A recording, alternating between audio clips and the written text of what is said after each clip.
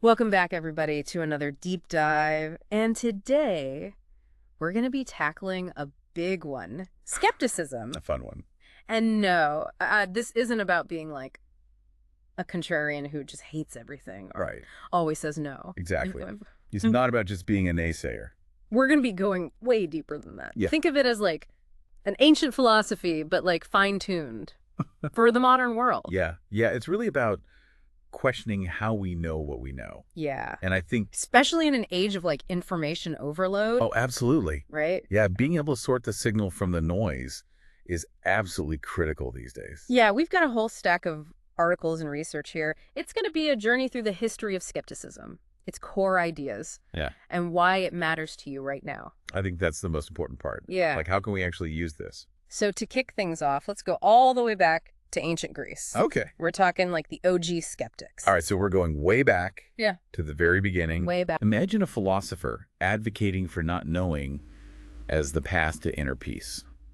What? Okay, maybe a little counterintuitive. But that was Pyrrho Elis, Okay. the founder of Pyrrhonian skepticism, Okay. and his concept of epic, Epoch. suspending judgment. Okay. Now, this isn't about giving up on truth entirely. Okay. It's more about recognizing that clinging to rigid beliefs, especially when we lack solid evidence, can lead to a lot of unnecessary stress and conflict. So instead of getting all worked up trying to prove every point on Twitter, Exactly. maybe a little epoch could help us navigate the 24/7 news cycle and all those like heated social media debates. Couldn't hurt. Right.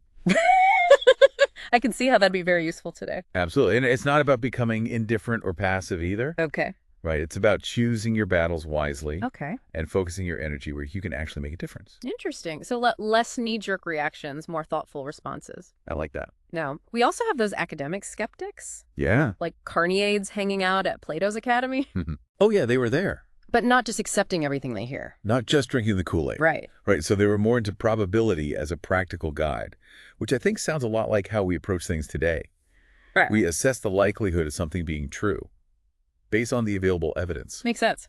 It's like we can't be 100% certain about most things, but we can make like judgments based on what seems most likely. Right. Okay, fast forward a few centuries. Go ahead. Is skepticism still relevant in the modern world? That's a great question. I mean, we have science. We have access to so much information. Right. It's even more relevant, I'd say, than ever.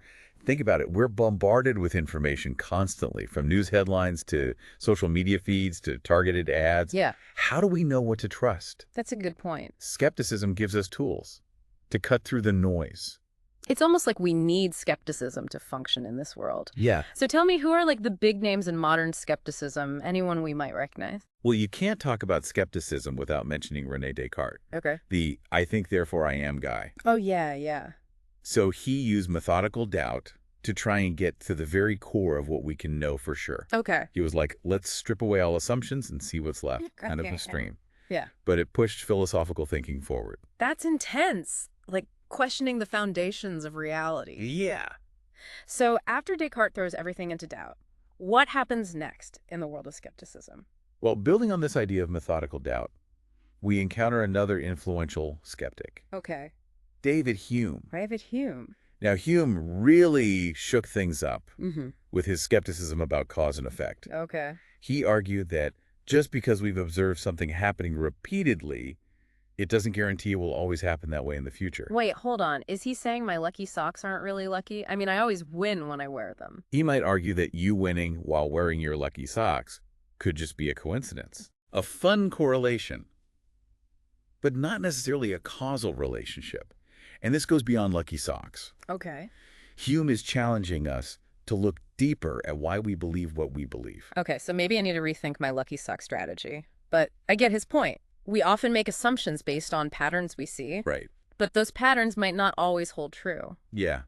It's a bit unsettling, isn't it? Yeah. Makes you question all those guaranteed solutions we see in ads and stuff. Totally makes you think twice about those like miracle weight loss programs Oh, or no. get rich quick schemes. Absolutely. So we've touched on like philosophical skepticism, but you mentioned different like flavors Right. of skepticism. Can you break those down for us a little bit? Yeah, absolutely. So think of it like a family of skepticism, Okay. each with its own focus, but sharing some common DNA. Okay. So you've got your classic philosophical skepticism, digging into the nature of knowledge itself. Yeah. What can we really know? Okay.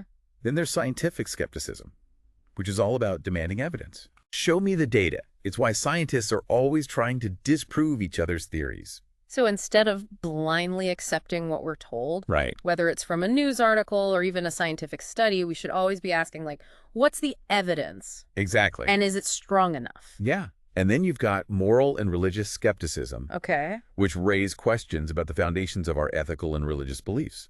It's not about dismissing these beliefs outright. Right. It's more about examining them critically Yeah. and understanding, like, why we hold those beliefs in the first place. Exactly. You got it. Yeah. It's about applying that skeptical lens to all aspects of our lives. Okay. So what unites all these different types of skepticism? Well, it's a set of core concepts, Okay. tools you might call them, that skeptics use to approach the world. Tools. Okay.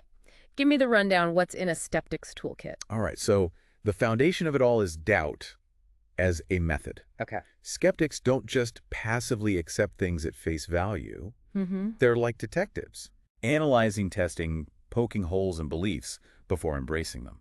So it's not about being negative or cynical. It's about actively engaging with information, Absolutely. asking the tough questions. But wouldn't that take a lot of time and energy? I mean, who has time to question everything? It's not about questioning every single thing, Okay. but rather being mindful of when it's important to be skeptical, Right. like when making a big decision, Okay. or when encountering information that seems too good to be true or that confirms our biases a little too neatly. Oh, That's when the skeptic's toolkit can really come in handy. And one of the most powerful tools in that kit is the problem of induction. ah, yes. Hume's famous contribution. We talked about it earlier with the lucky socks. Just because something has happened a certain way in the past doesn't guarantee it will always continue that way. Right? Let's say you find a new restaurant. Okay. You try it and it's amazing. Right. Does that automatically mean that every single meal you have there will be equally fantastic? Well, after that first amazing meal, you'd probably go back several times, expecting the same experience. But you're right, there's no guarantee the quality will always be consistent. Exactly. The problem of induction reminds us that we can't always extrapolate from past experiences to future outcomes with absolute certainty. Okay. It's a bit humbling, isn't it? It is, makes you realize that you can't just coast on past successes or assume things will always stay the same. Right. Okay, what other tools should we be aware of? Well, how about a classic sensory deception? Okay. Ever seen those optical illusions that make you question your own eyes? Oh, of course, those things are mind-bending.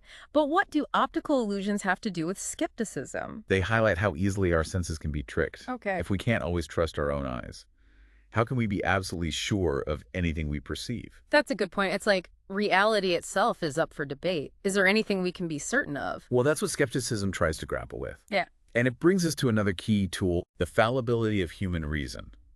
We like to think of ourselves as logical beings, Yeah. but the reality is we're all prone to cognitive biases. You mean those mental shortcuts that sometimes lead us to make irrational decisions? Exactly like confirmation bias, Oh, where yeah. we tend to favor information that supports our existing beliefs, even if it's flawed, Okay. or the availability heuristic, where we overestimate the likelihood of events based on how easily we can recall examples. It's like that time you saw a news report about a shark attack Okay. and then refused to go swimming in the ocean for weeks, even though statistically you're more likely to get hit by lightning. Oh, I've totally been there. You read one scary story and suddenly you're seeing danger everywhere. Exactly. So how do we combat these biases? Is there any way to override these mental shortcuts? Awareness is the first step. Okay. Once you know these biases exist, Yeah. you can start to notice them in yourself and others. Yeah. And then you can apply the other tools in the skepticism toolkit. Questioning your assumptions, seeking out alternative viewpoints, looking for evidence that challenges your beliefs. It's like we need to constantly be on guard against our own brains. In a way, yeah. So skepticism is basically like mental self-defense in a world full of misinformation and cognitive traps. I like that analogy. Yeah. And it's not about becoming paranoid or distrusting everyone. It's Yeah. about having a healthy dose of critical thinking and applying it to the information we encounter. All right, start to see the practical value here. Skepticism isn't just some abstract philosophy. It's a real-world skill that can help us make better decisions right. Absolutely, it's about thinking for yourself, not just blindly following the crowd or accepting everything you hear at face value. But how does skepticism fit in with science? I mean, isn't science about finding answers, proving things to be true? That's a common misconception. Science actually thrives on skepticism. Yeah. It's built into the scientific method itself. Right. Karl Popper, a big name in the philosophy of science, argued that true scientific theories are the ones that can be falsified, meaning they can be tested and potentially disproven. So it's not about clinging to a theory just because it sounds good or All right. fits your worldview. Exactly. You have to be willing to let go if the evidence doesn't support it. A good scientist is constantly trying to poke holes in their own theories, looking for that evidence that might prove them wrong. Mhm. That's what drives scientific progress. If we never questioned anything, we'd still be stuck with the Earth being flat. That's a great point. The willingness to be wrong is what allows science to evolve and get closer to the truth. Okay, so skepticism helps us navigate a world of information overload, and it drives scientific discovery. But can it also help us with those everyday decisions like choosing a car or figuring out where to invest? Absolutely. Instead of just going with your gut feeling or the first flashy ad you see, a skeptical approach would encourage you to do your research, gather evidence from multiple sources, compare different perspectives, weigh the potential risks and benefits. It's like being your own detective before making a big decision. So it's about being more informed and deliberate in our choices, not just reacting emotionally or impulsively. But isn't there a danger in going too far with the doubting? Can too much skepticism lead to analysis paralysis where you're so busy questioning everything that you never actually make a decision? That's a valid point. Skepticism is all about finding a balance. It's not about rejecting everything outright or becoming a cynic. It's about finding that sweet spot between healthy doubt and open-mindedness. So not getting stuck in a loop of endless questioning, but using doubt as a tool to sharpen our thinking and make more informed choices now. Before we wrap up this deep dive into skepticism, I'm curious about the ethical side of this. Does it have a role to play in how we think about right and wrong? Skepticism, especially when applied to our own beliefs, can foster a sense of humility. It reminds us that we don't have all the answers, that our perspective is just one among many. So it's about being open to the possibility that we might be wrong, even about things we feel strongly about. Exactly. That sounds challenging, but also kind of liberating in a way. It is, and that open-mindedness is essential for ethical decision-making. It allows us to engage with different viewpoints, consider different perspectives, and have more productive conversations even when we disagree. This has been such an eye-opening exploration of skepticism. It's a fascinating topic. We've covered so much ground from its ancient origins to its applications in science decision-making, even ethics, before we go. Is there one final thought, a real head-scratcher that you want to leave our listeners with? How about this?